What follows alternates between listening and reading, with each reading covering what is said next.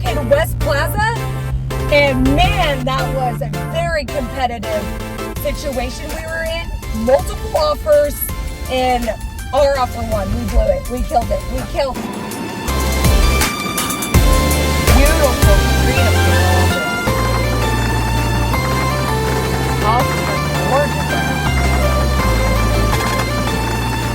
I can't believe last week we looked at that one house. It was pretty cool with that indoor pool, but you know, that advice that you gave about making sure that you pre-approved, did that help with this situation, you think? Number one, absolutely.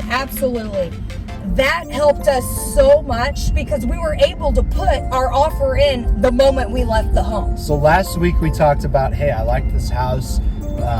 What are the next steps to even being able to purchase this house? So today we're going to talk about the different parts of a contract, extra amendments that are very important to also submit with your offer.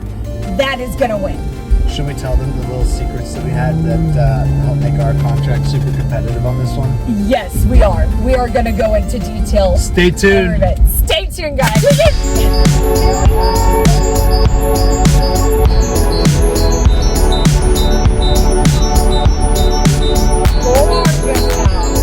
Welcome home. I'm Kyra. I'm Austin. And we're checking our houses.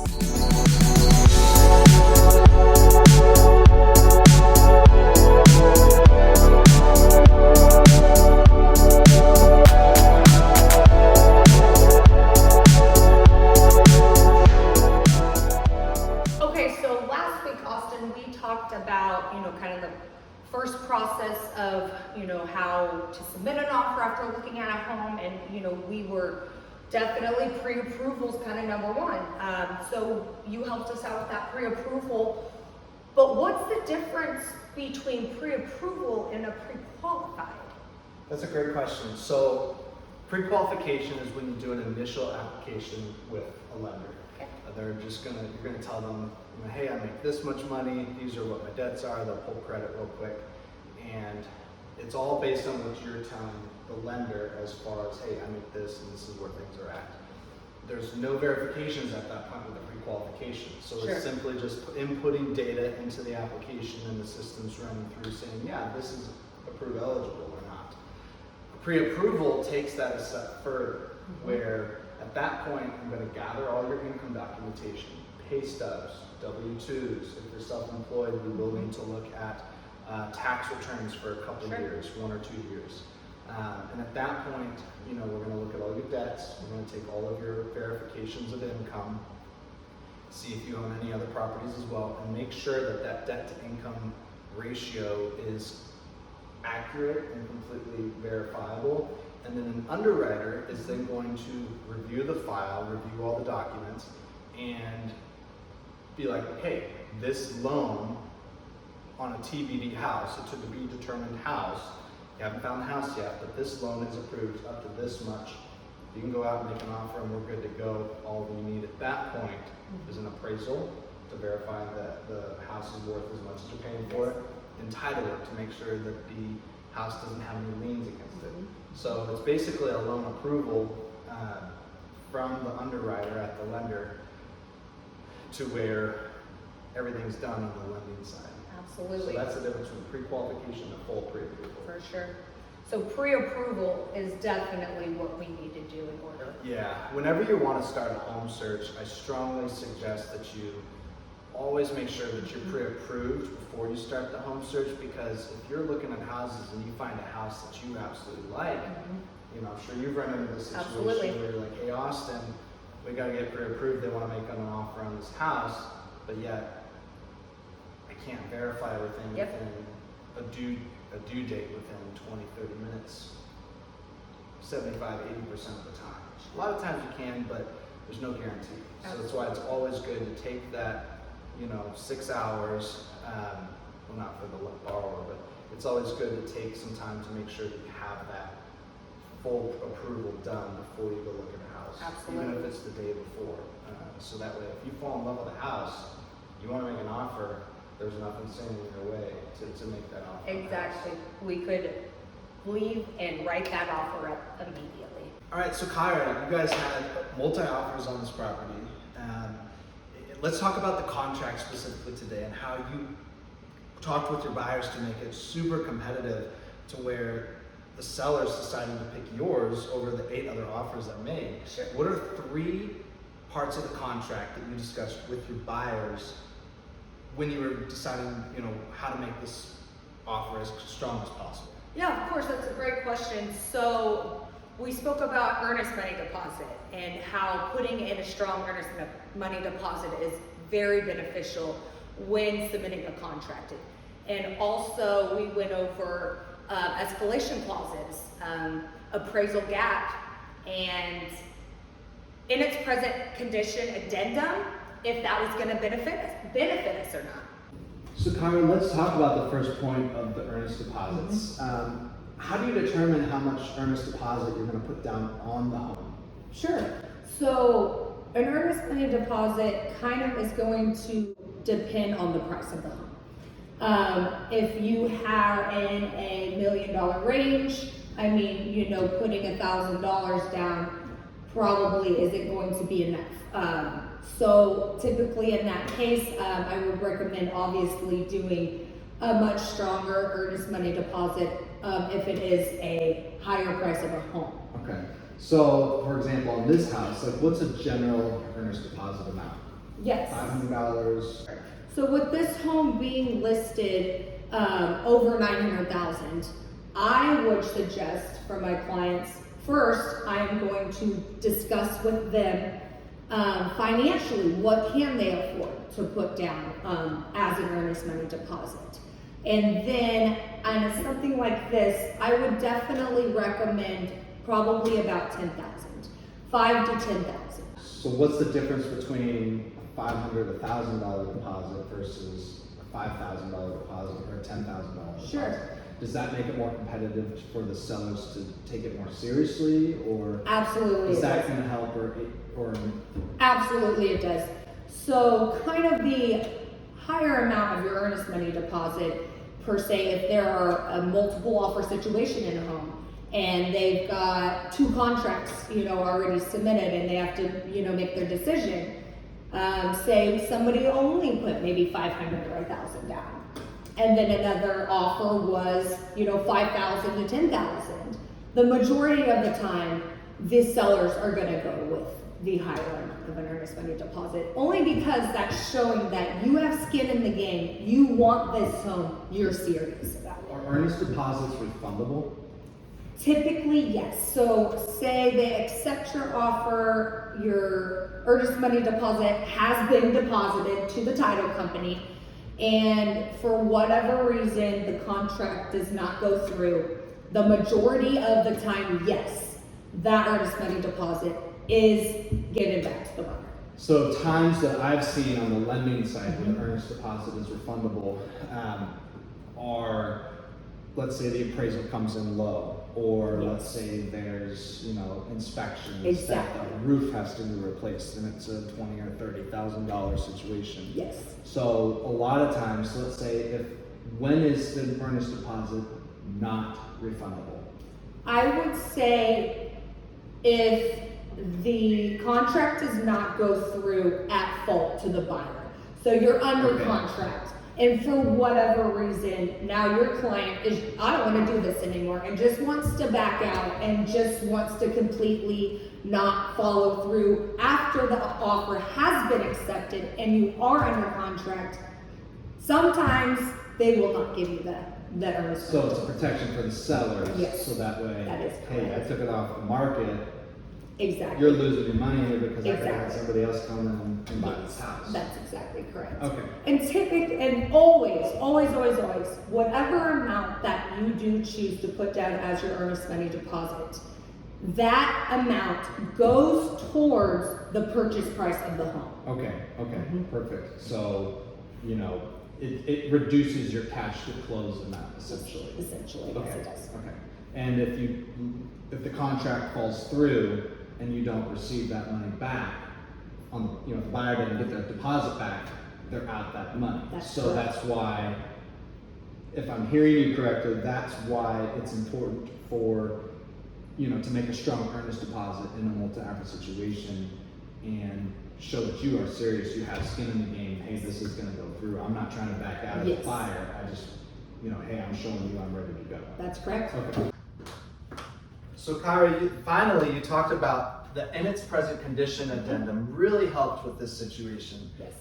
What exactly is that addendum? Because, I mean, if you are doing inspections and all of a sudden you find that there's a plumbing issue or that there's a huge crack in the foundation, does that mean that the buyer is out of luck and they have to go through with the purchase the way it is and they're stuck with that repair? Sure, no, not at all. You have three different options. So in its present condition addendum, box number 1, the buyer has the right to do inspections. The buyer has a right to negotiate with the seller about them making the repairs and them paying for the repairs. The seller has a right to deny repairs, and the buyer would still be able to back out of the contract. Okay, that's level 1. Yes. Box 1. Box 2? Box number 2 is this: the buyer has the right to do inspections, but it's for informational purposes only. Okay. The seller is not going to make any repairs if something were to come up in the inspections, but the buyer still has the right to back out of the contract. Okay. And box 3 is the buyer waives the right to do any inspections, seller is not making any repairs whatsoever, and the buyer is not able to back out of the contract at all. Okay. So on a home like this, Yeah. you said it was built 2 years ago? Yes, 2 years. So in a house like this that was literally just built, were there inspections done, or did they choose to just do inspections just for their own peace of mind? Sure. Or what would a house like this, Yes. what would you suggest in a house like this? So in a house that was built 2 years ago, we did not do inspections. We went with box 3. Okay. And we've walked through the whole basements and everything like that.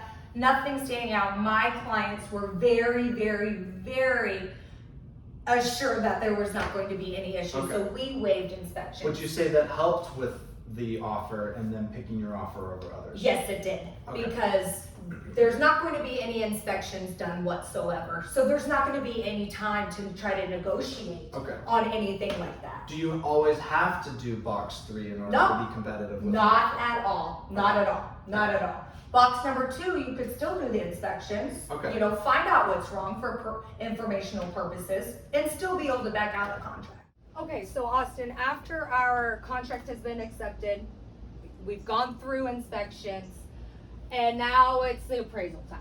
Okay. Who does that? Who orders the appraisal? Good How does question. that? Good question. So I actually get this question a lot as well.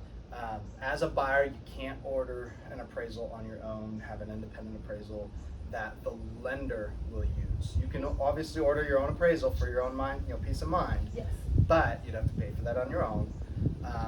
The lender has to order the appraisal through an appraisal management company, a third uninterested party to the transaction, and that's who will then hire the appraiser and assign the report to an appraiser that'll come out and do the appraisal inspection to get the value of the property. Great. So the buyer does have to pay for that up front, so that the appraiser's not going to come out unless they're paid up front. It is refundable up until the moment the appraiser comes to the house. Okay. So once they come to the house, it's not refundable, in case something goes on with the contract. Sure. Between then. So an appraisal gap. Mhm. What exactly is an appraisal gap? An appraisal gap is going to be very beneficial in a situation, in a contract, if the appraisal were to come in under our offer asking price. Okay. So essentially, you're as a buyer, you're saying that, hey, if the appraised value comes in low, I'm willing to pay this much more over the appraised value amount. Yes. Okay, so for example, this contract was $900,000. Yes. And let's say, I think you said we had a $25,000 Yes, we appraisal did. gap. So if this home appraised at $875, for example, and I have a $25,000 appraisal gap, does that mean that I can get out of the contract? No. Okay. No. Because I offered this house, or I offered the seller, I'll buy this house for 900. Yes. If it comes in 25,000 short, I'll pay the difference. Yes, that is Okay. correct. What about this scenario? Let's say $900,000 contract, Mhm. but it comes in at 925. Sure. Does that mean that I have to now pay 925 for the house at all. because the appraised value came in? Not at all. Okay. And actually, in that situation, kudos to the buyer because you got a great deal. Yes. All right. Third scenario. Okay. What about if, so the contract price is 900,000, Mhm. $25,000 appraisal gap.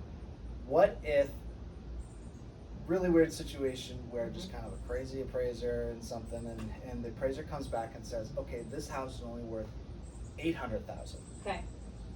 In that situation, now you're at $100,000 difference. Correct. In that situation, what happens? Can you get out of the contract? So you can get out of the contract. So that $25,000 appraisal gap, you would cover, 25,000 of it. So now we are at a $75,000 difference that we are going to have to come up with. We have a chance to negotiate with the sellers. If that is not an option, and if the buyers just cannot, it's impossible. It's going to be impossible to come up with that amount. Yes, at that time, the buyers can back out of the contract. So you can either renegotiate the contract in this scenario, or that gives you an ability to back out and possibly get your Correct. earnest deposit back. Correct. Okay, awesome. All right, so quick question, Austin. So if the appraisal came in low, under what we're asking our purchase price is, and my buyers or my clients are only planning on, at that time, putting 20% down. Now with this appraisal gap, is that going to affect their closing costs or their? Great question. So their 20% down payment is going to be based on the lesser of either the appraised value or the purchase price. So whichever one is less, that's what the 20% down is based off of. Now, if the appraised value came in low in our situation of the 875 that triggered the $25,000 appraisal gap, Yes. they're going to have to bring 20%, so that way they don't have PMI. Right. They're going to have 20% down payment of $875, plus they're going to have to bring that $25,000 appraisal gap on top of the down Okay. payment Okay, to make great. up the difference. Great, thank you for that information, that's perfect.